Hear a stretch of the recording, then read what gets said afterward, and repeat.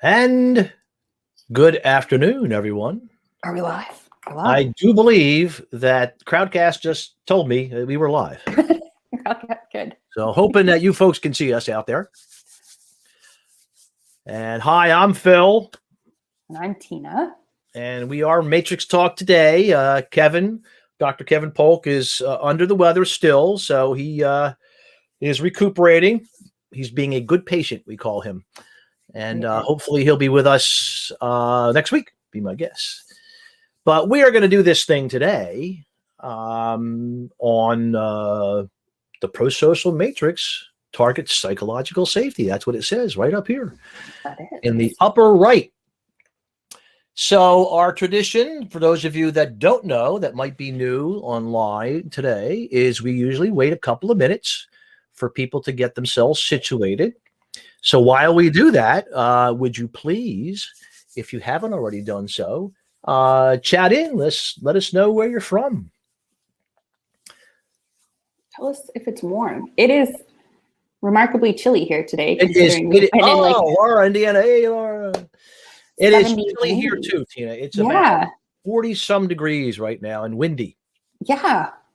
There must be some kind of weather thing happening. I could feel it last night. It was around 7:30. I was outside doing something towards the end of the evening, and I could feel like, wow, it's really gotten colder. Yeah. It was cloudy all day yesterday too, so I don't know. April is a weird month, right? Yes. And there's Kathleen from New Jersey. Hey, Kathleen. Hi, Kathleen. Liz from Des Moines and Angela from a small town in Iowa. And it's definitely not warm. All right, there you go. Yeah, well, welcome. We used to get a lot of people from Iowa there for a while. We were getting tons of them for a while, and then it's nice to see the Iowa folks showing back up again.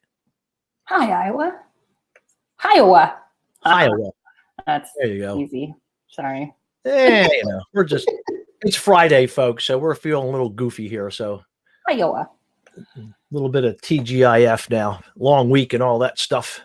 Yeah, I'm adding the trifold to our campsite because I hadn't done it good. before. I told you I would. And then all right. So yes. So while we're waiting, it's 1:03. You could be following us if you be so kind. Up in the upper right, there's a follow button, and if you click that button, then you'll be a follower, which means that you'll get notifications if you are the kind of person that likes to have notifications whenever we do something. Yep. Which is kind of cool.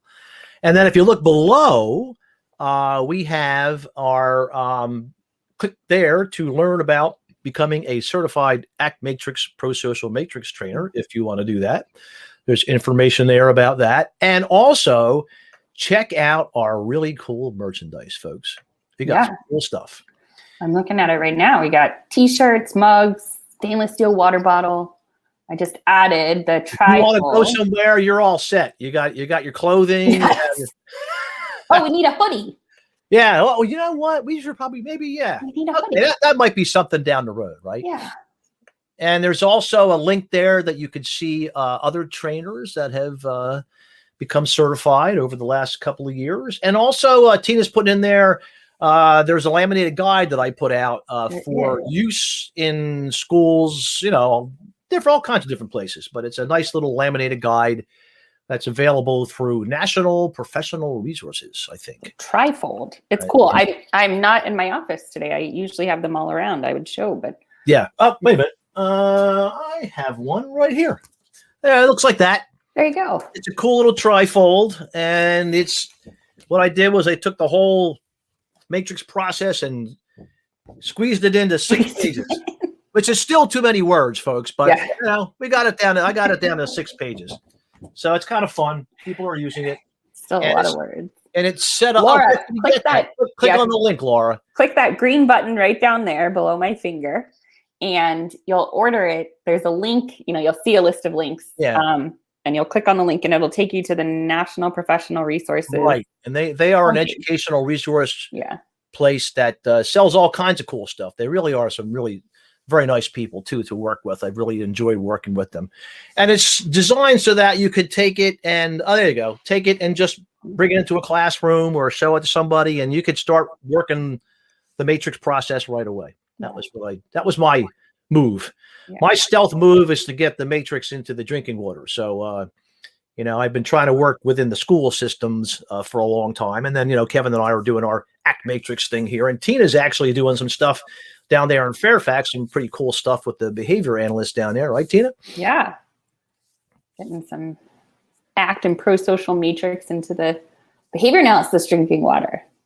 And branching out to helping, we need Tina in Indiana. There you go. Yay. No problem. I do lots of free stuff, Laura, on my channel too. Check out her channel. Yeah, absolutely. So branching out into just kind of generally helping the helping professionals. Yep. And this we've been looking at our next week is setting boundaries and the things that keep us up at night. And so you folks got things that keep you up at night? Does anybody have stuff that keeps them up at night? All right. Well, hey, we've hit the magical 105. We did. And we're always rewarded because more people showed up. Yep. So here's what we're going to do, folks. We will do this the way we always do all of our crowdcasts is we will start by showing you the process. And the way that I begin is I always start by asking for permission. And I would say well, hello, everybody. I work from the point of view.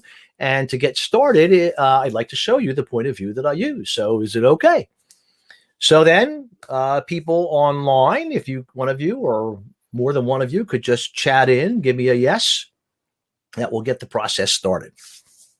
Can we show you our point of view? Angela says we are ready. Laura says yes. All right. Okay, so here's how we would start. You'll see that Tina is now drawing the matrix, and you'd have it up in front. And I would say something like, well, I use this diagram that forms 4 quadrants. And in the lower right, you're going to see a question in just a minute, and I'll tell you right now, which is the question is who is important to you? So, folks, I ask you, who is important to you? Now, I like to always go first, and I would say that my wife is important to me. So then Tina's going to write wife right there in the lower right. So, folks. Who is important to you? Children, Angela says. Self. Pets. The old pets. And Laura says her husband is important and her mother. Very cool. Building on a list of important people. Anybody else online that wants to share an important person? If you notice, the pets are there. Pets are people too in our book. Always. Sure they are. They're the most loyal. Oh my gosh, they're always there. They're always there. So anybody got another one? I'm going to. Oh, here we go. Family? Kathleen now says family, pets, and friends. Thank you, Kathleen. All right. And I'm going to add my mentors and students that I work with. There you go. They keep me going, and the I high. like, yeah. That's the both sides, right? Yeah. They all keep me going. Working both ends of your. I am thankful for them. All right. Awesome. All right. So now, once we've had that little bit of a conversation, we're going to slide over to the lower left. And we all have yucky stuff that shows up inside of us, folks. And stuff like fear. And we put that kind of stuff over there in the lower left quadrant. So this is like the stuff that we already mentioned that keeps you up at night. Yeah. Or maybe wakes you up. Yeah. What wakes you up, keeps you up. So can you think of other yucky stuff that shows up inside of you or other people? Oh, Angela. Ooh, right to it. I am not good enough. Yes. Childhood trauma. Oh, yeah. Okay. Trauma. Memories of the past. Anybody else got one? Some yucky stuff shows up. Don't want it, and you kind of want to. I'm going to add paranoia. Ooh. That came up already. Self-care management. All right. As in, maybe I want to not taking care of myself. I'm guessing something like that. Anxiety, yes, there you go. Anxiety is very popular. Yep. I bet it's like, where do I fit it in? Like, where do I find time? Oh, How do there I you go. exercise? Oh, there you go. Laura just Yeah. asked the question. How do I? How to more? Well, that's I'll do easy, more. Laura. You just add a couple more hours to your day, and that's really that's how you do that, right? Just add. Can I borrow some of yours? Can I have some of your hours? I just keep coming up against 24. You know, there you go. Problem solved. In our minds, of course, we have solved the problem. It's great. Anger could be something that shows up inside of people, right? You know, the usual anxiety, anger, fear, perfectionism, guilt. Laura's going with guilt. Yep. Yeah, there you go. Guilt. Earlier this week, we were talking about guilt about our guilt. Oh, yeah. Feel guilty, and then you feel guilty for feeling guilty. That I have all this guilt. Yeah. All right. So there you go. There's a good list of good stuff. So the next thing that I'm going to do is I'm going to now head up to the upper left, and you'll see Tina beginning to write arrows up there, because we all, you know, the idea is here, your upper part of the diagram, and this is kind of where we put behaviors, or the things that we see you do.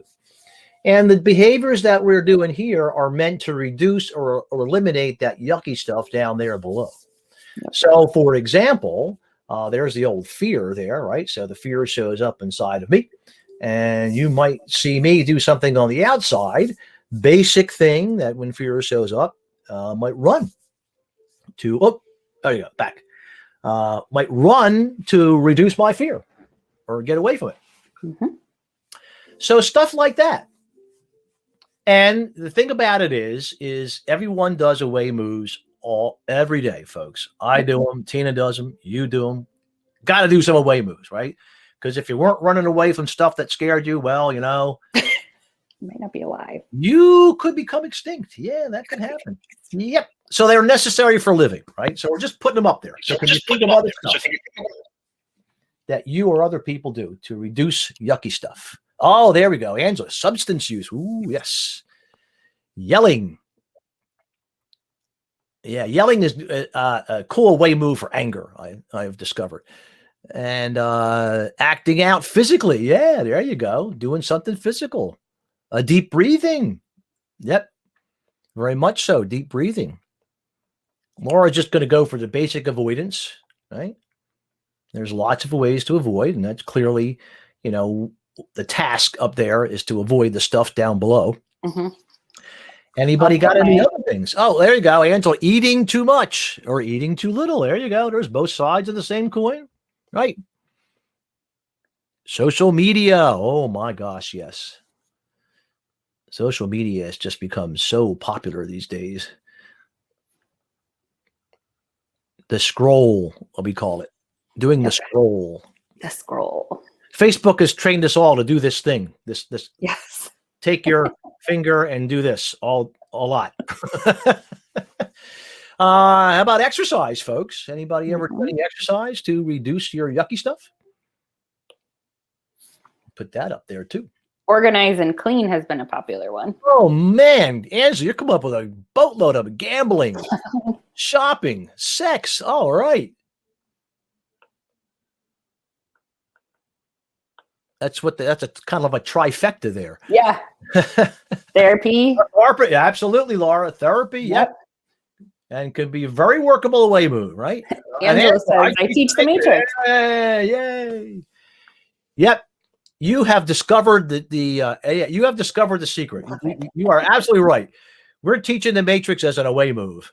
We like it too. That's the way I've been doing it for years. Just it's a glorious away move is what I call it. Yeah. All right. So cool. So we got a good list, nice little list of yucky away move stuff. So now let's go over to the upper right. And we're going to put the upper part of that diagram again. We're still up there, putting behaviors that others can see you do that would bring you closer to those important people below. Right?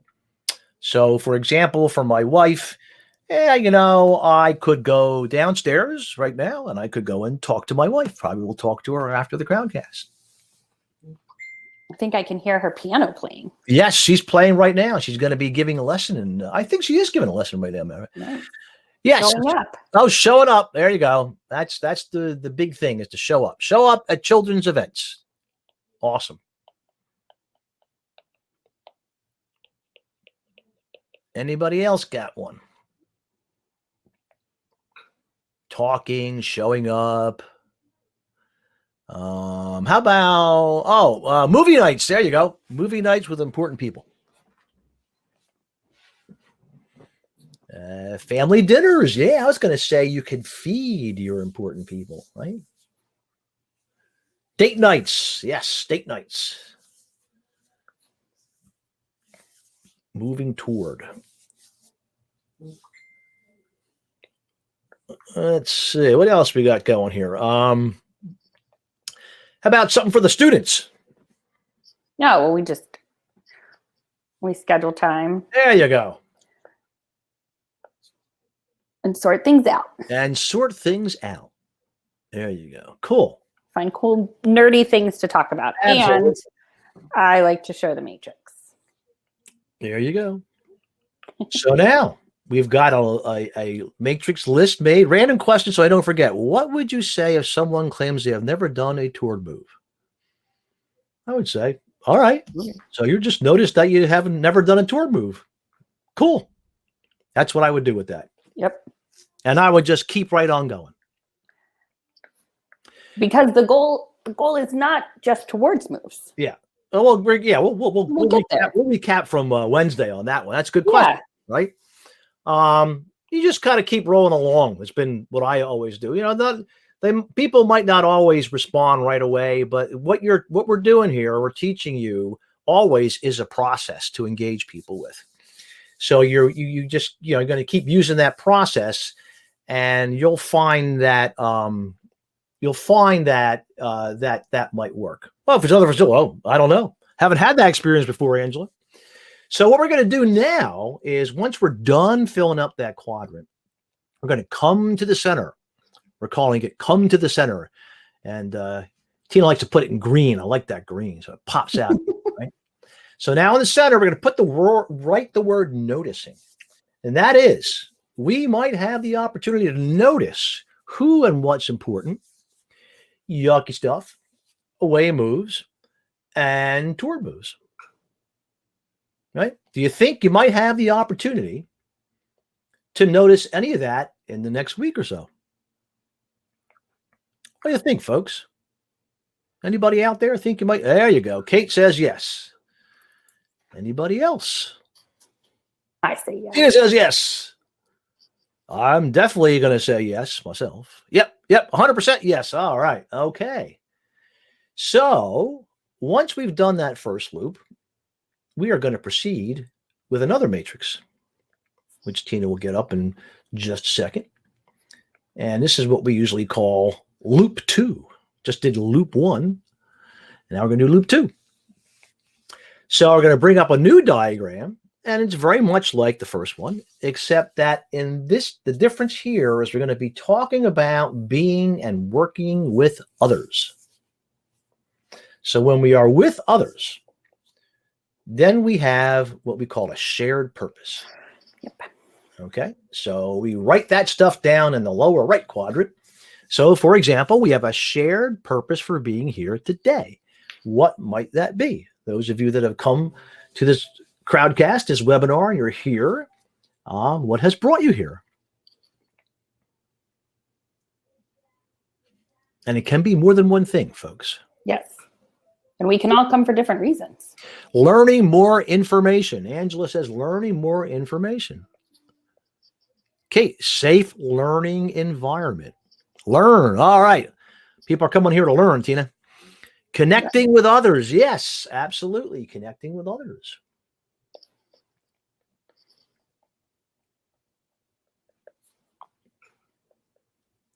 Anybody else got one? Find new ways of explaining the matrix. All right. We're more of big fans of just showing people the matrix. But yeah, cool. You might find some new ways to explain it. Share ideas, Kate says. Yeah, there you go. Tina and I, our move, how to facilitate the matrix with others. Oh, there you go. Right. And this is how we do it. I was going to say that our move always is to show people the matrix. Sure. That's what we came for. That is my agenda, was to show it. Any chance I get to show it, I'm going to show it to somebody. And because we have a Matrix Talk crowdcast, I especially enjoy these because I know exactly what I'm going to do. It's easy to show. Just it show really up. is easy to show up. It really You know what the agenda is. Making it easy to do. Right, exactly. There's not a lot of planning that goes No, you just show up and we're going to do these 2 loops, right? do some loops, yeah. All right, so let's just keep doing this one now. So we're going to go now, slide over to the lower left, and we're going to, when we're with others, now we're talking about social yucky stuff, folks. This is the special brand of yucky. The yucky stuff that can show up when we are with other people, when we're being and we're working with them. And we're going to write those down in the lower left. So what do you think, folks? For you or for other people, what might be some social yucky stuff that shows up?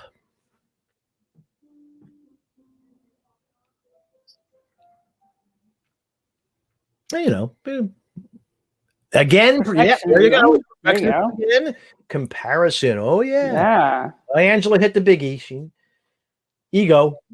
There you go. Yep. Ego, it can show up. Mm-hmm. And this is the kind of stuff, it shows up and it can get in the way of the shared purpose. Oh, look at this. I think these people have been in some. We got too busy. Lily has said embarrassment. Okay. Laura, control. Right. Mm-hmm. Yeah. Control and fear of control. Fear of being controlled. Fear of. Right. Yeah. We'll very often write fear of and just kind of leave that hanging loose. Yeah. There you go. Fear of control. And then the other thing is fear of loss of control. Is the thing that might show up inside of people sometimes. It goes both ways. Right. I got one. Shyness could show up. Mm-hmm. I've heard that more than, I get in a group and I clam up. Yep. I'm shy. It's fine. We just writing it down. Shyness could show up, right? It could.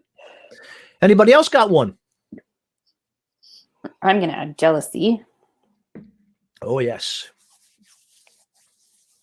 And paranoia again. Now there's the paranoia. Yeah, my paranoia shows up in a group. Envy. Oh, yeah. Very close to jealousy is envy. And the usual stuff like anxiety, anger, that kind of stuff. Yep. Boundaries or lack thereof. There you go. Mm-hmm. So we're just writing down the what might show up as social yucky stuff. That's all we're doing right now. So now we're going to continue, and now we're going to go for the upper left once again, moving around the matrix. And now, when that yucky stuff shows up, many of us have our favorite away moves to get rid of that yucky, like in a social kind of a setting. Mm-hmm. So can you think of an away move one might do, or you might see a person do in a social setting? Oh, there you go. That's the biggie. Lily has hit it. Just leave. Could leave. Angela says isolate. Mm-hmm. Pull yourself over to the corner, kind of thing, right? Say nothing. There you go. That goes with the isolation, right? So not talking could be an away move. Refusing opportunities, just flat out refusing. Yeah. Stop helping the shared cause. There you go. Yeah. I'm shutting down the tent. Now, the other way to go is you could be with others, and people could be talking too much. Have you ever been in a group where someone is talking too much? As Laura has written in, overwork. Yep.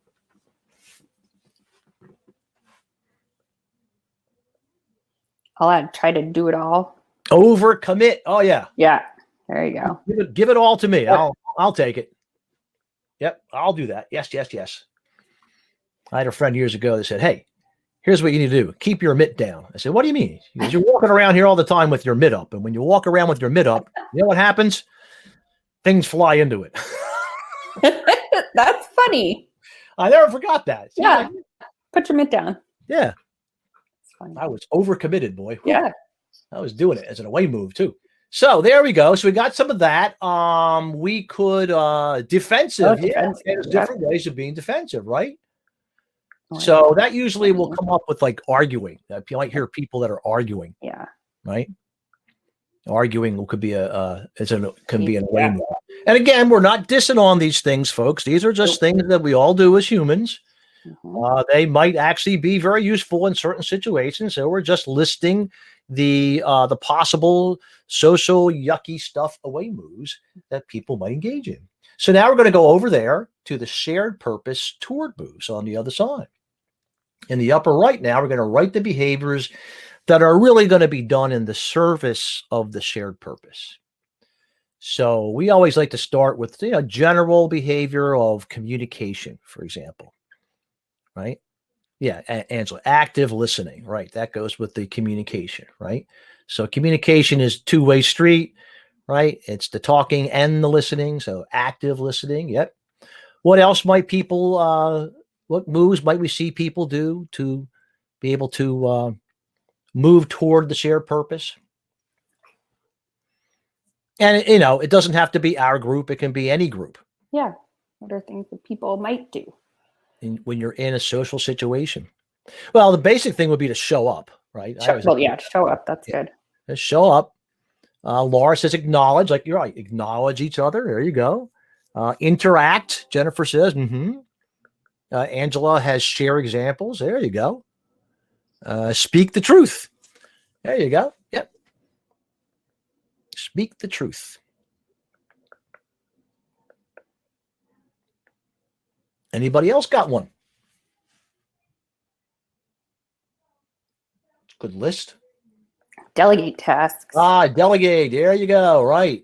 Delegate and assign tasks, right? So you're with people and it's kind of like, okay, who's going to do what, right? Kind of the idea.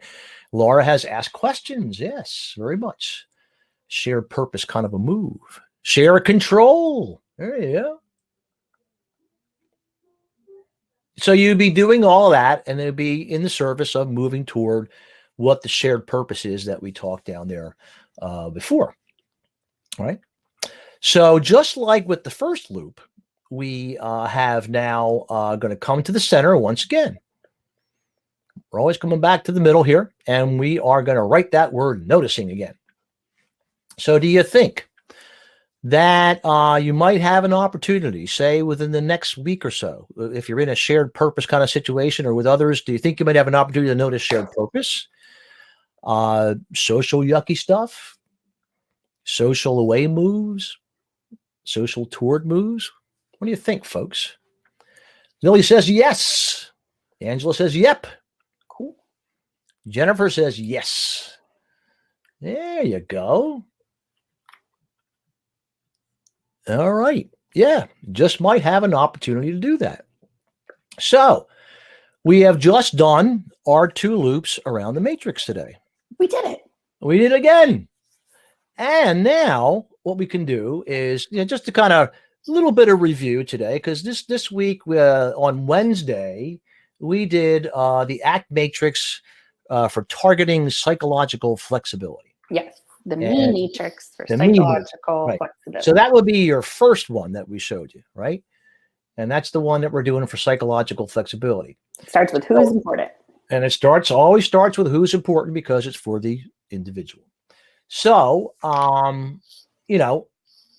then the second loop we showed you is really the we matrix, or as Kevin coined it many years ago, the pro-social matrix. Okay. And I very often will kind of just mix the two of them together myself. I just think of the 2 loops as the pro-social matrix. Because if you can be promoting psychological flexibility, and the second loop we're going to get into today is promoting psychological safety, well, guess what, folks? That's pretty pro-social, wouldn't you say? Kind of hard to argue with that. That's really you're really ramping up pro-social if you're promoting flexibility and safety, right? Okay. So let's do a little bit of just back up a little bit. So the first loop is we're introducing the process, right? And this is the ACT matrix process. And it's going to target what we said, psychological flexibility. And we're going to do that basically through what we're talking about. We've been talking about is this thing called perspective taking, right? And we're using that diagram and the questions and the noticing. There's that word noticing again, so that whoever you're working with, individual, can really develop, feel empowered. And we like to call it to take what they already know, right? Because they already know stuff. We don't have to tell them stuff. They know about who's important to them. They know about yucky stuff. So we're going to use the diagram. They're going to use the diagram to take what they already know so they can go out there and try out some toward moves and some away moves and discover what works for them to continue on moving toward, well, I would just say the person that they want to be. Okay. And because of that, we're not doing goals, right? Because, a life worth living is not really a goal, folks. It's a destiny. It's not a destination. It's not an endpoint. It's a process, right? That's why we draw those two arrows at either end of the diagram, right? They're like directions, right? Like if I were to say to you, go west. Well, do you ever get to west? Somebody chat in. Laura, do you ever get to west? Where's west? Where's west? We have this. Nope. Angela says, no. There's always more west, right? Well, it's the same thing if you're moving toward your important people, right? We don't just say, okay, well, I've got my husband here or my wife here and I'm good, right? It doesn't work that way. Now, in your mind, you might want to think it works, but that's not how it works, right? There's always more to be moving toward. Okay? It doesn't end. Yeah, there you go. Yeah, there you go. You got it, right? That just ain't going to happen. Well, you could maybe send out for one. Hey, you could contact us here. We'll make one for you. Oh yeah, I'll design one and put the link. Actually, do that for you, right? Yeah, and you're quite right. So we're doing behaviors, we're doing actions all the time, right? And that's really what we're trying to promote with people, right? There's always more out there. So that's basically the first, we called it 11 steps. Now I'm going to go steps. There's 11 steps to this process. So we did the first 6 are, well, first you're going to ask for permission, right? Then you're going to do the 4 questions. Then you're going to come to the center and that's noticing. So now we've got 1 through 6, right? So that's where we're at, right? So now, for today, we were talking about this idea of the pro-social matrix for psychological safety, right? That's what you showed up for, right? Mm-hmm. Okay.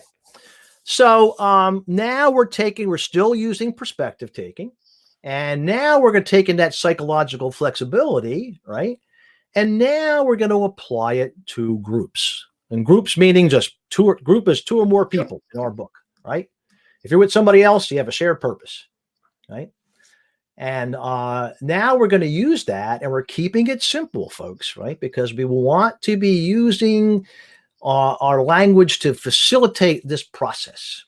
So we want to have our words to have impact, so we keep them fairly sparse, if you haven't already noticed, and those of you that use it. So then the group, we're really trying to set the group up so they can proceed then, whatever group you're with, and learn for themselves what works. In very much the same process as we're going to set that context earlier for the individual to learn what works. So then, the target of the second loop is, drum roll, psychological safety. And that's the title of the webinar today, psychological safety. Right. And what I'll do is I'll just give you a quick little working definition, and then we'll dive into this some more. But when we think about psychological safety comes out of like industrial organizational psychology. They talk about this a lot in the IO field. And as a matter of fact, Kevin, in one of his many reincarnations, worked as an industrial organizational field. So it really, when you think about it, what it's really saying, what it boils down to is psychological safety is a shared belief that within the group of people that you're with, that it's okay for members to speak up, that they feel accepted, that they feel respected, and they feel acknowledged, like for their efforts, or you feel acknowledged for your efforts. And I always like to shorten it up, and I just kind of say, it's that feeling that people have my back in this group, that I can kind of be me here, Yeah. and say what I want to say, and that I'm not going to have my head chopped off is kind of the idea, right? So that's what we're looking to promote here when we're doing this second loop. We're looking to bring this group together. And so everything, just like if you were here on Wednesday, we talked about all of the questions are designed to promote psychological flexibility in that first matrix. They're all pointing at helping people to notice what works to get them where they want to go. So the questions in the second loop are for the group, and they're also pointing at psychological safety. And you could say psychological flexibility too. Sometimes people say, well, isn't there psychological flexibility in this too? Absolutely, right? But we're really leaning on the psychological safety here, right? So the way that we do it, and we're going to go through this a little bit, is we're going to start with the shared purpose, right? So think about how go back to how we begin. First question is, what is our shared purpose? Now, this is a super important question. It is the most important question. If there's anything that you get from doing any kind of matrix work, is to take away the shared purpose thing, because that really is the heart of any type of pro-social work that you do, anybody. Yep. And it is absolutely not talked about wherever you go. Yep. What do you think, Tina? Is it talked about? No. Do we talk about shared purpose when you get together with folks? No, I think the first time I heard it was just about a year ago when I found you guys. Yeah. Yeah. And I worked in a lot of groups. Yep. It's amazing how we just don't do this, folks. People don't do this. And so it really is very, very important, because if you don't have a shared purpose, well, what happens when you don't have a shared purpose, folks? You've been in meetings, right? You've ever been in a meeting where you walk out and you go, what the heck was that all about? Anybody out there? And this just came to me because you mentioned perspective taking. And I think everyone is out for themselves, as Angela says. So we all walk in with our own perspectives. And I'm thinking about all the tables that I sat around in schools as a school employee and an outside consultant. And we all come with our own agendas, perspectives, perceptions, expectations, and then we're operating off of those. Exactly. As opposed to laying it out from the very beginning. Yeah. Even if we do all come with our own agendas, right? Yeah. Saying, well, I came to this meeting for this, and I came to this meeting for this, and I thought we were going to do this. Putting that out at the beginning. Yeah. Well, and that's what we're going to do. Makes so much sense. So when we ask the question, what brings you here? And you might even say, I have an agenda. Yeah. And then guess what I'm going to do? We're going to write that down. Yeah. Okay, you're here for your agenda. You might even tell us what your agenda is. Yeah. That's fine. Right. We're going to put that down. And anybody else want to weigh in about why they're here? And I'm going to go around that room and I'm going to ask everybody what brings them there. Free donuts. I heard there were donuts. I'm here because somebody told me I had to come to this meeting. Yep. Fine. Right? I'm here to get paid. That's fine too. Because all we're asking folks is what brings you here, right? Yeah. Yep. And the meetings should have been exactly right. Yep. So we're doing this on purpose, folks. And I would say that you want to spend a fair amount of time here, right? Don't just skip over this part, because you really want to nail this thing down. Like, in other words, after that, it's kind of like, okay, so, what are we here to do together? Right? What brings us together now that we're here? People have talked about that. And you're looking for clarity. So shared purpose is about helping people get clarity about why we're in the room. And this is the thing that gets entirely skipped over. We don't do a good job of it. And then we wonder why things go off the rails. Well, this is the big reason. I would say that probably about 80% of the reason why things go off the rails is we fail to have shared purpose conversations up front, right? And starting it off with that first loop and just writing down what people say without adding or subtracting or judging sets up for that non-judgmental safety. And then we come here and do the same thing. And it's come as you are and tell us why. And now you can see why it's important to do 2 loops, because you're not going to get to psychological safety without psychological flexibility. Yeah. Setting up. So you want to have psychological flexibility because you got to have that so you can have a shared purpose so people can be willing to participate. And if you don't have psychological safety, then there's no learning. The group can't learn without psychological safety. Have you ever been in a group where you didn't feel safe? I ask you. No, I'm going to scroll back. Close your eyes if you get dizzy. No, that's okay. This is the nice thing about the iPad is here's what happens if we're not safe in a group. Yep. All this stuff comes up. Exactly. Right. And you're still going to have yucky stuff, right? Mm-hmm. But if you don't feel safe in a group, there's not going to be much learning going on, right? Yeah. Where I didn't feel when I did. Yeah. Exactly. Yeah.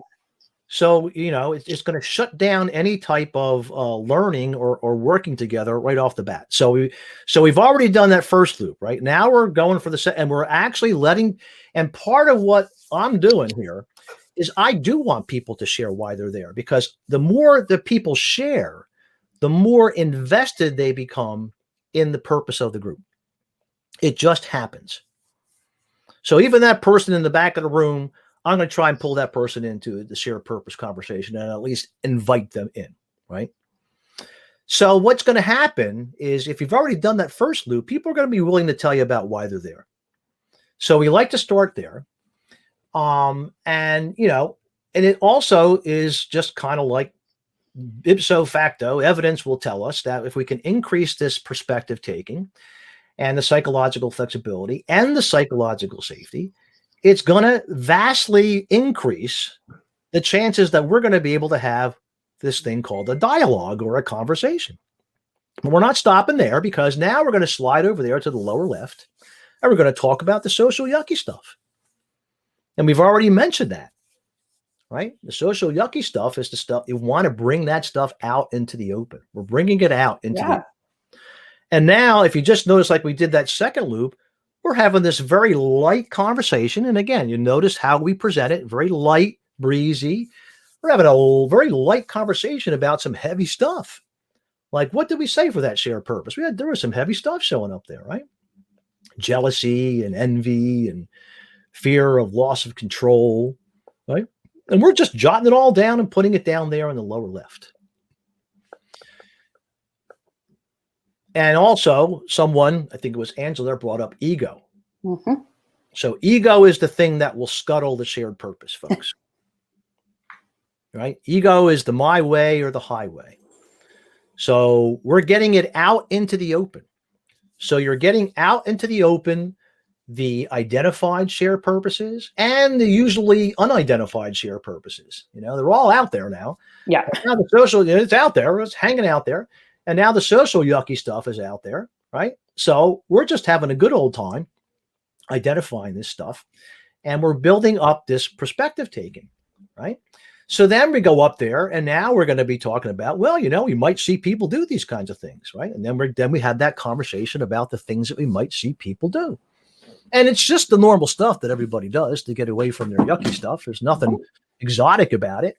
And it could be just a thing that person or persons need to do at that moment. So, for example, somebody pulls out their phone. Well, how do I know that someone's pulling out their phone because they've got a sick child at home or a sick relative that they need to check in on? Or a sick Kevin.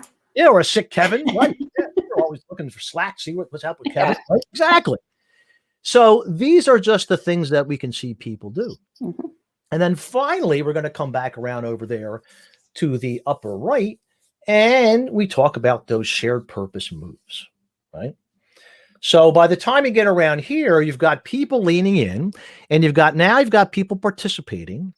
And what starts to happen here is the people that have been more reluctant to share, guess what they're doing now, folks?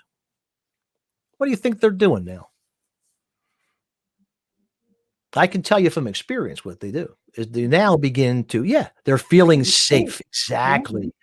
And now they start, yes, therefore they can share. Yep. You got it. Yeah. This is an okay place. I can speak my mind. And not only that, they're also sitting there and they're observing. We're all observing that, well, you know what? We're all kind of in the same boat here. We know, that person identified some yucky stuff. Yeah, I got that same yucky stuff inside of me. And now we have this commonality being built within the group. So now the group can start to come together and begin to delineate, talk about what things that they might want to try to do to move toward that shared purpose down there, right? And then the conversation can really start to take off. And very often it does. It takes off. So that person that maybe doesn't contribute much, well, they might have just this terrific, knockout idea for what we can do that in the normal circumstances they wouldn't say much about. But now, because we've created this sense of psychological safety that we're all kind of working toward this thing, well, now that person they've come up with all kinds of ideas, right? So now you've got this group that's learning in real time how to work together. And really all you need to be doing is doing these 2 loops. Come back to the process. Because the agenda is for them to do the learning, right? And they will do the learning in real time to the extent that you can get this process going for them. And you're handing them this tool, right? Because it's not just going to happen once. Usually most groups will meet again, right? Going to meet more than once. So now you've got this handy dandy tool that this group can be using anytime they want. And I'm going to add some more things here today, right? So going way back to when Kevin came up with the pro-social matrix, the story is he was on his way to Binghamton, New York to meet with Steve Hayes and Tony Biglin and David Sloan Wilson. I think Joe Tarochi was there. They were working on this thing like a pro-social project, and it's kind of out there right now. There's a pro-social project out there. They're doing some good work. But he was invited to attend and, do some matrix stuff up there. So he's driving up there thinking that he wanted to come up with something to address the pro-social. And on the ride up, the pro-social matrix was born. And that is a true story about how this second loop came into being. In the car. In the car. And I know about it because I think I heard about it that week. And I was like, wow, this is great. So it was, meant to do that, to be pro-social. And the other thing that's behind it, later on, he figured out that Elinor Ostrom. You guys, anybody know who Elinor Ostrom is out there? That name ring a bell? She is a political economist, and she was the first woman to win the Nobel Prize in that particular category. And she did tons and tons of research all over the world on the core designs of effective groups, core design principles of effective groups. I knew I'd get it out. And she went to all different countries, big groups, small groups, and she came up with these 8 core principles. And I'm not going to do all 8 because there's no way. But it turns out, folks, that 3 of those principles are already contained within the pro-social matrix that you can get to. Huh. I think you could probably get to all of them eventually, but I'm not, this is not that kind of webinar. But guess what number 1 is? What she found across the board. The number 1 thing for a core design principle for an effective group.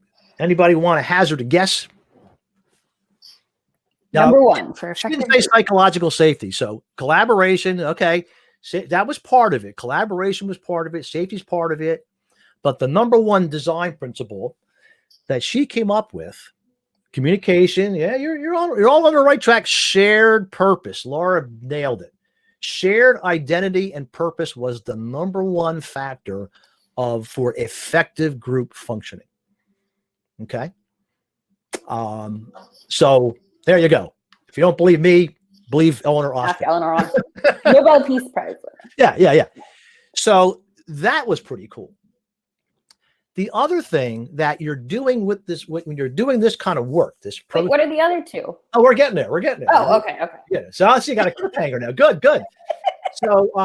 So the other thing that when we do this pro-social work, that we're doing this as a collaboration. There's that word that Lily used, collaboration, right? So everyone is collaborating.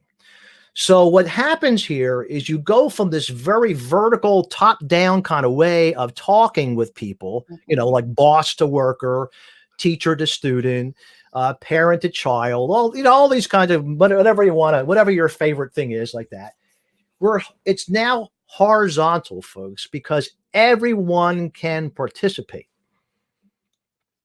which is the really cool thing about doing the pro-social. Everybody gets a chance. Everybody's opinion is valued. Everybody's opinion is respected. Okay? It all gets written on the board. And it all gets written on the board. And then what happens is when that happens is now anybody in the group can monitor what's going on in the group. Monitoring is number 2. Aha. Okay. Which is, I will take it like this. We can notice what we are doing. Yeah. And then we can notice if what we are doing is working. Yeah. All right. So what that means is that once this group gets cooking with this shared purpose, anybody in the group can say, hey, I'm noticing that we're doing this stuff and it seems to be helping us to move toward our shared purpose. Right. Likewise, anybody else in the group can say, you know what? I'm noticing what we're doing right now. It don't seem to be working. So it empowers everybody within the group to do this, what we would call monitoring, which I think is absolutely cool. So, you can see this working in lots of different places. I've seen it working in businesses. I've seen it working in schools and in classrooms where a student might say to a teacher, hey, teach, this stuff that we're doing right now, it doesn't seem to be working, or how I'm doing this doesn't seem to be working, or what we're doing as a group. Yeah. And that, if you're working within a pro-social classroom, becomes an opportunity to do some noticing. I love your stories of when students would, level the playing field there. And Tina just said it. It levels the playing field, folks, because we're all just a bunch of people being people. And if we all agreed we're moving toward the shared purpose, there's another reason why you want to have the shared purpose, because you can't ask the question, is what we're doing working, without what, folks? 2 words. Been saying that the whole webinar. What do you need to be able to answer that question? You need to have the shared purpose down. Exactly. That just pulls everything together. So now you can ask that question, and you can ask it anytime you want. Okay. So that is something else. All of this is then contributing to what? Psychological safety, right? Yeah. It's very cool. Very cool. It's very cool, Laura. You do it. If you're doing it at any level, you'll see this happen. It'll happen that people begin to feel, well, the word that I call is empowered. You're empowering the members of the group. And now the group is learning together. Here's the cool part. The group learns together what works to help the group move forward. So now you've got this situation where people are working together to achieve a common goal. Have you ever been a part of a group where the group pulled together to achieve some really cool common goal? Anybody ever been in a situation like that?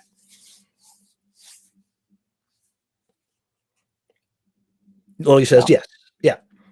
Right.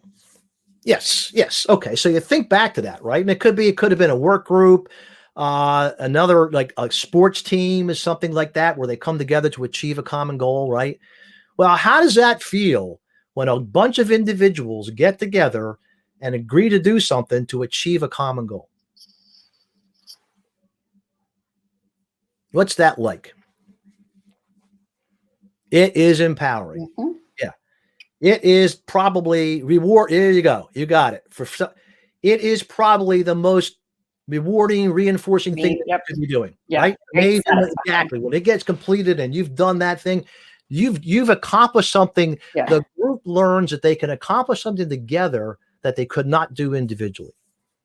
And you can't tell them that, right? Right. They experience it. I gotta see it. That's this process that we keep bringing people back to, where they get to experience this process for themselves. And they're a part of it. And now what starts to happen is they dig in even more. You'll see them dig in even more for that, because they're getting this tremendous sense of like, boy, we're getting somewhere and people are listening to me and I can say what I want. And also, now here's the third thing. I almost forgot the third thing. And I just mentioned it because I think it's contained in here, is the third thing that effective groups have is they have a means of resolving conflict. Now, conflict would go where on this diagram? Where would you put conflict? And it could go anywhere. Where would you want to put it? Anybody can tip about this. Now, conflict can sometimes show up on the inside of people, right? It could be conflicted inside. Yeah, it's yucky or maybe. I would put it somewhere. It could be an away move from some internal yucky stuff. That's right. So usually it will go one way or the other. But see, here's the cool thing. If we've already identified conflict as something that might show up in a group, guess what we can do when it shows up in our group? What can we do?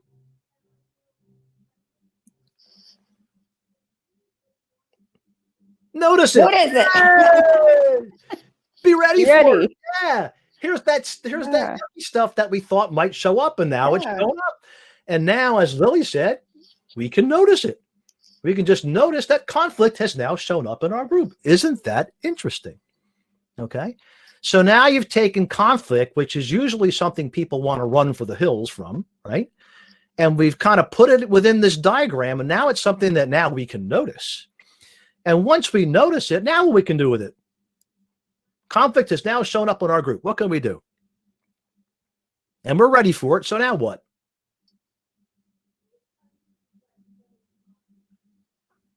Work through it. Exactly. We can talk about it. We can notice it. We can say, okay, so now we got the conflict showing up. Now what can we do? Right? Yeah, making sure everyone feels supported. And what you're giving that group in that moment is a really something they're not going to have anywhere else, which is, oh, so conflict is just stuff that happens then. Okay. And we can work through it. So if the group learns to work through the conflict, which is inevitable, it's going to happen. If two people get together occasionally, they're going to have agreement show up. Right? So that's really the cool stuff about this. So I wanted to highlight those three processes, are three of the core processes of Elinor Ostrom's core design principles for effective groups. That's cool. So I think that we have now brought this whole thing around back to psychological safety, right? And then we can be asking the question, once we've got that psychological safety established, is what we're doing as a group, is it working to help us move toward the shared purpose? Yeah. And anyone can ask that question anytime they want. That is the cool thing about doing this kind of stuff. Yeah, I like that monitoring idea. Yeah. The monitoring is really powerful when you say, okay, look, this is a shared purpose group now. So like I would say you're all duly deputized. Anybody can kind of point it out at any time if you think something's not working. That's kind of our job here, right? Is to just notice it and to kind of just comment on it. And then we're not commenting like pointing a finger, nope, or accusing or blaming anybody. We're not doing any kind of this judgmental stuff. We're just noticing that this stuff is showing up. And now we're wondering how it's working. So there you go, folks. It's 2:00. It's 2:00, and that's what we came to do. We wanted to show you today about the pro-social matrix and how it targets psychological safety. I've given you some examples. So you could go and give this a shot yourself. Yeah. And please, if you haven't got a chance, check out our merchandise and stuff like that. And we will be back on Monday. I think we already have something. What's our title for Monday there? I'm looking. I can't find it right now. The ACT matrix as an antidote for sneaky judging. I think I'm going to show up. Yeah, that's going to be a good one. Very cool. All right, everybody. Thank you. Have a great weekend. Nice week, safe weekend, and we'll see you soon. Good to see you, Phil. You too, Tina. Have a good one. Take care. Bye-bye.